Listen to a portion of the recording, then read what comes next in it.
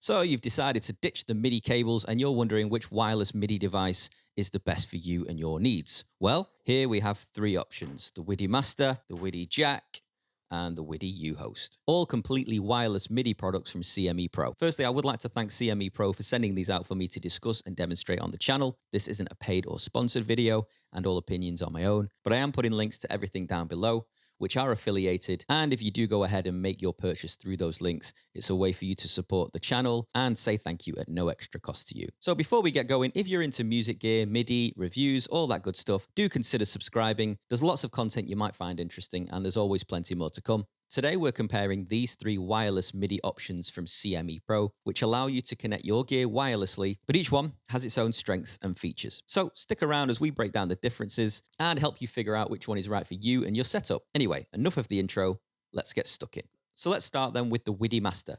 Now you're going to use this with a 5-pin connection. You can see here we've got 5-pin connections. These do come apart. This side is going to be connected to the output or the through on your device. And then what we do with this one, we plug this into the input. Now, the device that you're going to be connecting this to, you might not always want to be receiving MIDI. So you can remove this and it serves no purpose. This is the one that's going to be connected to the output. Think of it a bit like a Bluetooth dongle, and it's going to receive power from the output of the device that you're connecting it to. And then we can plug both of these in so that you will not only send MIDI information, but you will receive it as well. And what I really love about this is the fact that you don't need to charge it. I did have something very similar and I had to keep charging it every few gigs, which was a pain in the backside, whereas this will receive power from the device. So once you've plugged it in, you're ready to go. Next up, we have the WIDI Jack. Now this will do the same thing, but it's a different design, but it allows you to connect different adapters into these 2.5mm connections here. So you can see the one I have to hand here will plug straight in via the 2.5mm connections there, and they convert over to the 5-pin MIDI. So essentially, this is going to do the same thing as the WIDI Master. But what are the differences? Well, like I said, slightly different design. It can also receive power via the USB-C input on the side, but you can also change these connections to suit. So let's say your device doesn't have 5-pin MIDI in and out, and it's got 3.5mm TRS. So now it's 2.5mm converted to 3.5mm. So the WIDI Jack is great if you need to convert the connection so that you can go into a different type of input instead of just going into the traditional 5-pin MIDI DIN. But you can also get a connection that runs out to 1/4 inch as well. So links to everything down below if you want to go and check those products out. Lastly, we have the WIDI Uhost. Now this is a little bit different. Instead of connecting this to your devices via the usual methods, the Uhost is simply a USB MIDI host, and it can only send and receive MIDI information with a USB connection. And you can get connections like this here. So comparing it to the WIDI Jack, they're about the same size. The WIDI Uhost has no physical inputs on the top and the sides, but on the bottom, we've got two USB-C inputs here. One is to connect to your device, and the other is to receive power in case your device isn't sending power to the WIDI Uhost. You've got that option to send power via a separate USB-C cable on this side. And you can purchase some options for cables. Again, links down below. So this is USB-C to USB-A, and this one is USB-C to USB-B. Again, most of the time, you're likely to receive power from your computer or laptop, but some devices won't be sending enough power over, but you can just plug this side into a USB hub or power bank, for example. All right, so there are going to be some apps that you'll find useful. The first one here is MIDI Mitter, and this is a free app that you can go and find in the App Store, and it allows you to go and connect to different Bluetooth devices via a wireless connection. And there's also a similar app that you can get on Android devices, which is called MIDI BLE Connect. So go ahead and check both of those apps out depending on which device you're using.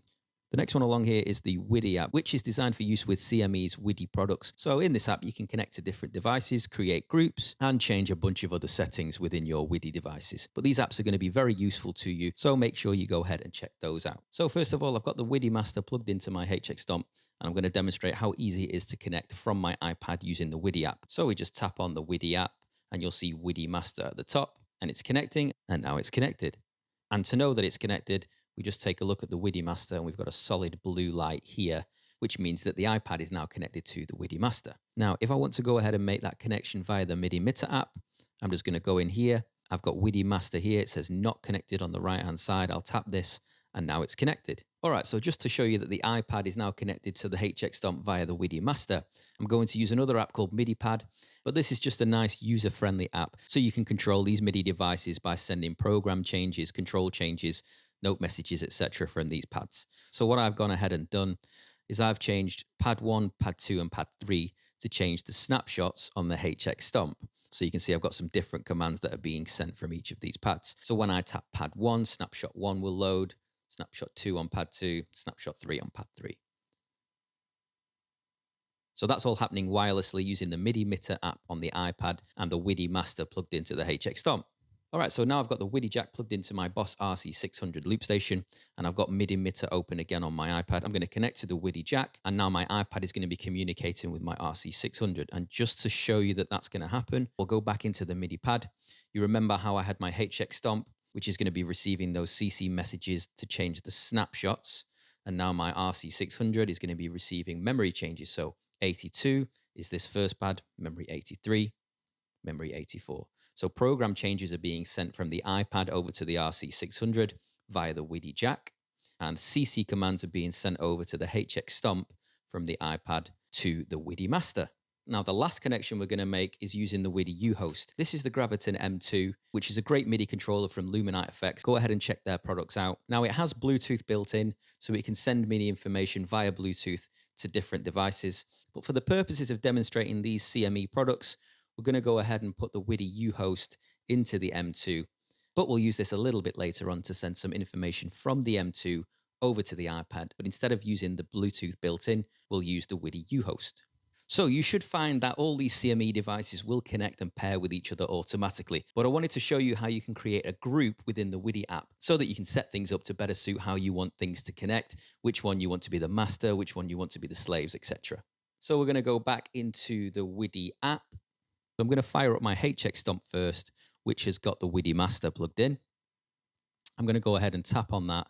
You can see that it's connecting, and now it's connected. I'm going to make sure that I have here force peripheral to computer selected. And what I can do is I can go and change that now. So if I want this to be the master or I want it to be the slave, I can go ahead and change that. I can change it to whatever name I want, depending on what function I want it to do. But I'm just going to go ahead and leave that as WIDI Master. Now I'm going to go and turn on the RC600, which has the WIDI Jack plugged in. I'm going to tap on WIDI Jack. Again, it's going to be connecting, and now it's connected. I'll make sure that that also has force peripheral to computers selected. Again, I can go ahead and change that on the right-hand side as well if I want to change the name. And now I'm going to plug back in my Graviton M2 and the WIDI Uhost. So both of those will show up as well. And I'll do the WIDI Uhost first. It's connecting, and now it's connected. Make sure that has force peripheral as well. And I'm not going to connect my Graviton Bluetooth because it's not a recognized controller from CME. So we're not going to add the Graviton M2 to the group. So now I've added everything that I want to the group. I'm going to go across to groups. I'm going to tap add new group, and you can see everything's in the center. So if I want the WIDI Master to be the central device, I'm going to move that to the left, and then everything else on the right hand side now will be peripheral. I'm just going to move the Graviton to the middle. I'm not bothered about that. As long as I've got the WIDI Master as my central device, I've got the WIDI Uhost, and I've got the WIDI Jacks as the peripherals. And essentially what that means is the WIDI Master will be the master, and the peripheral devices, which are the Uhost and the WIDI Jack, they're going to be the slaves in this situation. I'm going to hit download group at the bottom. It's going to prompt me for a group name. Let's just call it test 1. And now I'll hit download group. You can see that it's doing something down here. And then all of these ticks down the left-hand side means that that's worked nicely. I'll hit OK. And now if I have a look at my HX Stomp, you can see I now have a turquoise color blue light, and that shows me that this is now the central and this is the master.